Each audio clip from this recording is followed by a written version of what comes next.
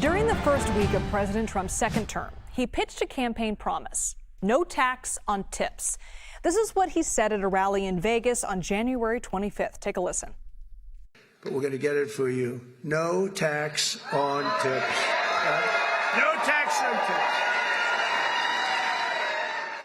Okay, so during today's press conference with White House Press Secretary Caroline Leavitt, Treasury Secretary Scott Bessent suggested that tariffs could actually be the answer to offsetting the impact of nixing taxes on tips. Here's what he had to say. The president campaigned on no tax on tips, no tax on Social Security, no tax on overtime, and the restoring interest deductibility for autos, for American-made autos. So tariff income could be used for tax relief on all of those immediately. Okay, so let's take a live look now at the Las Vegas skyline, where there is a renewed push on the state level to eliminate taxes on tips with bipartisan legislation. Let's bring in CBS News reporter Andres Gutierrez, who is live there now. Andres, you've been speaking with workers and union leaders about this proposal. What are you hearing? Well, a lot of folks, Liz, are living paycheck to paycheck. So if any action were to come out of this, it would be a huge relief for them. I talked to one busser who works at one of the properties here on the Strip, and he says that because of those tips, you know, on some nights he walks away with a couple $100. Other nights barely makes $100 in tips. So if this no tax on tips proposal were to get passed, it would bring some relief, a little bit of breathing room for his family, who, again, living paycheck to paycheck.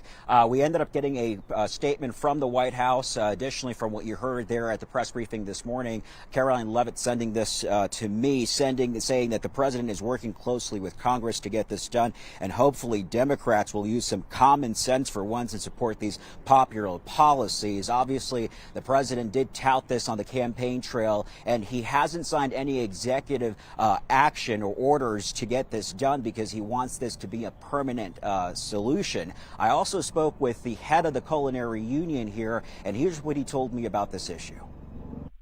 Look, what we wish is we see anything coming from the president on the cost of living.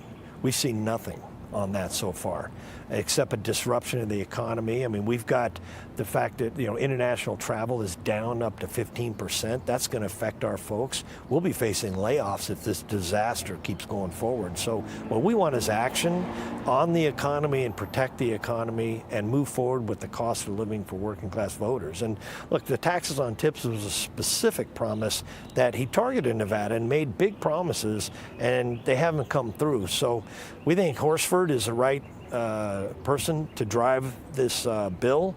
And if we can get some bipartisan support and the president really pushing this issue like he promised, there's an opportunity. So overall, the overall sentiment out here is to cut the politics and deliver. Yeah, so many people who live in Las Vegas work in the service industry, Andres. And, you know, we're talking about something at the state level. What would it take at a federal level to make those changes? Yeah, so right now, as the president wants this to be a permanent solution, there are currently two bills in Congress that are working their way through. There is the No Tax on Tips Act that both Nevada senators have co-sponsored. It is a bill that was brought up initially by Senator Ted Cruz. That is just right now sitting in committee. And then there is another bill on the House side, Representative Stephen Horsford, who's from here in Nevada. In fact, was a member of the culinary union himself. He has a proposal that would eliminate the federal minimum wage, because some of these tip workers, they end up making a base pay of $2.13 an hour, if you can imagine that. Wow. And so this proposal will get rid of that and also cap it at folks that make over $112,000. They want to be able to benefit of this, because they don't want anyone on Wall Street who makes bonuses to essentially consider that a tip and to get a tax write-off on that. So at this point, both of these bills sitting in committee, they are hoping that it could at least get some action done up in D.C.